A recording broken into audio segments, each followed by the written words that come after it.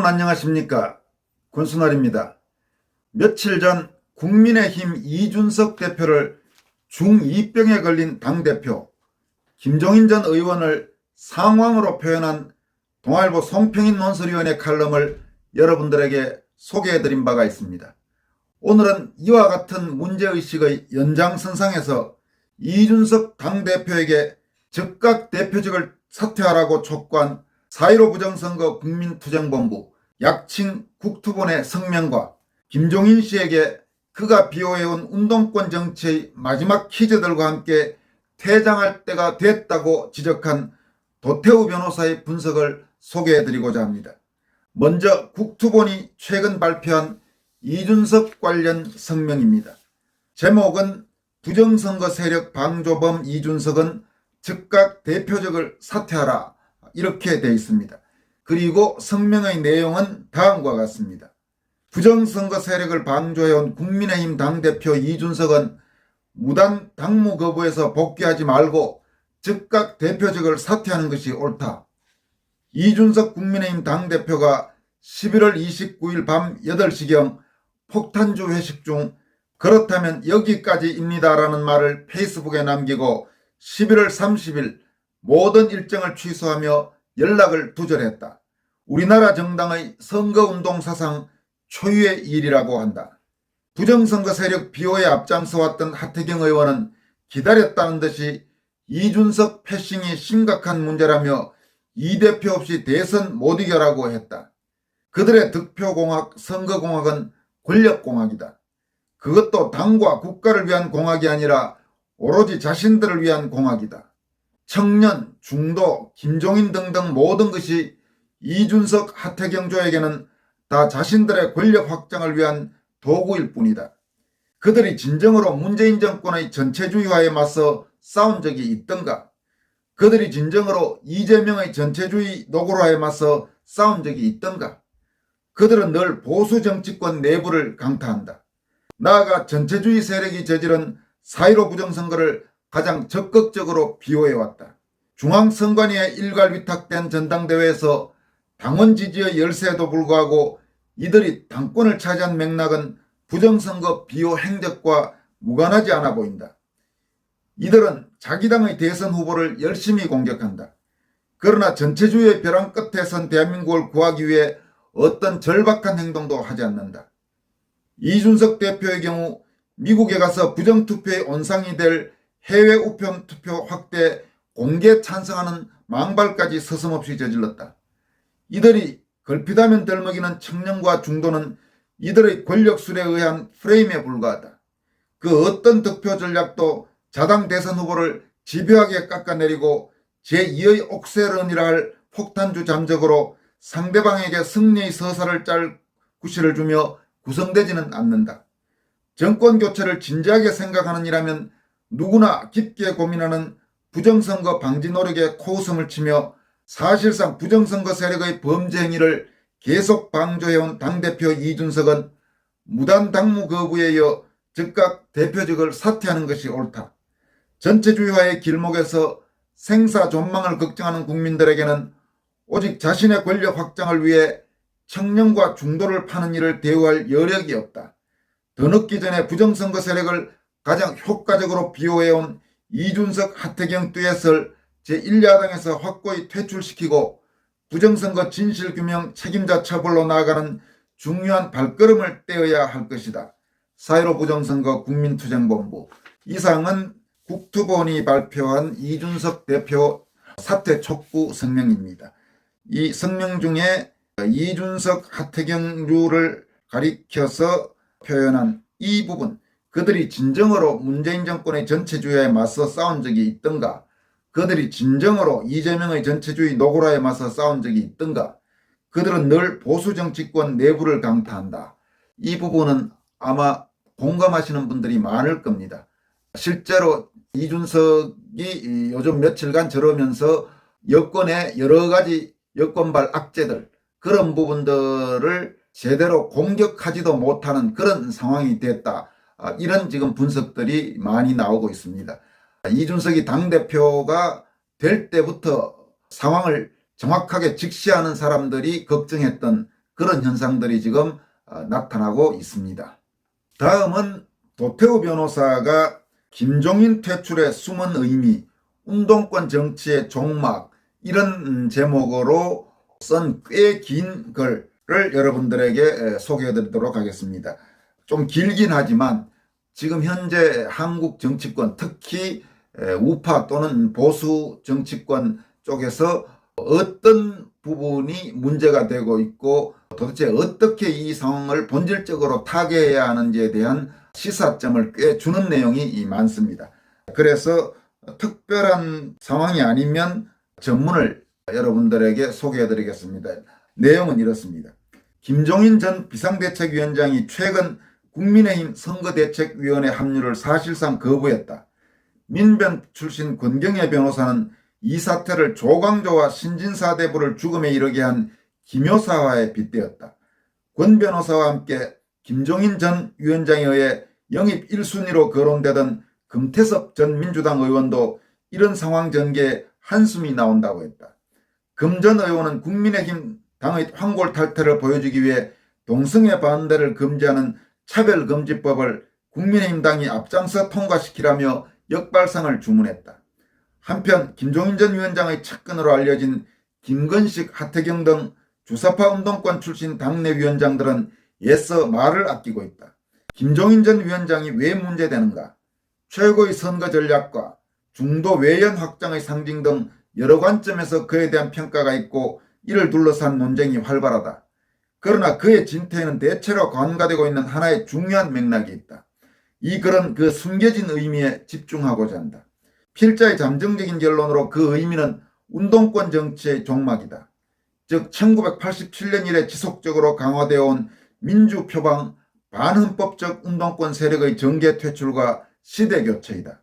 어떻게 해서 그런 의미를 가진다는 것인지 부족하나마 나름의 설명을 시도해 본다. 김종인 전 위원장은 과연 홀몸으로 다니는가? 김종인 키즈라는 말에서 보듯 그는 혼자가 아니다. 하태경, 김건식 등 보수를 표방하는 주사파 운동권 출신 정치인들이 김종인 전 위원장에게 바싹 붙어 있음은 주지의 사실이다. 이들에게 김종인 전 위원장의 위상은 이 계열이 몸을 일으키던 뉴라이트 초창기 안병직 교수의 위상과 흡사하다. 김종인 전 위원장은 그들이 발톱을 감추고 몸을 숨길 만한 안전한 은신처요 큰 우산이다. 김종인 전 위원장은 하태경 의원과 함께 세력을 이룬 국민의힘 당권파와 청년정치 표방 조직들의 우산이다. 그러기에 하태경 의원은 김종인 전 위원장에게 전권을 주어야만 선거에서 이긴다고 난리를 치면서 전권이 주어지면 그 우산 아래 호가호위할 기회를 엿보고 있다.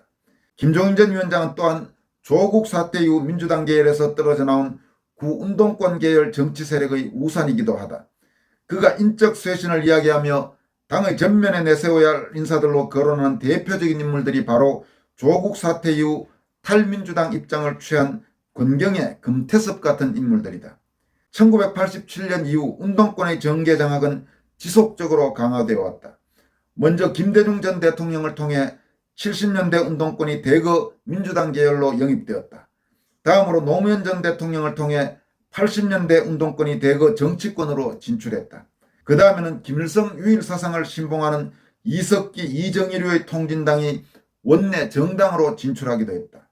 마지막으로 주사파 대부로 불리는 82학번 김영환의 지원 아래 하태경 의원 등이 보수 정당으로 진입하여 마침내 당권파의 지위에까지 이르게 되었다.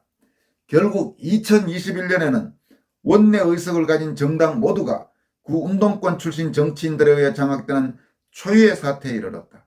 운동권 이념의 표방 수준도 더욱 노골화되어 집권 여당은 구 통진당 수준의 발언을 서슴없이 하고 있다. 이에 질세라 야당은 구 민주당 수준의 발언을 거침없이 하며 그러고도 늘 한층 더 중도 노선으로 가야 선거에서 승리한다는 주문을 떼낸다.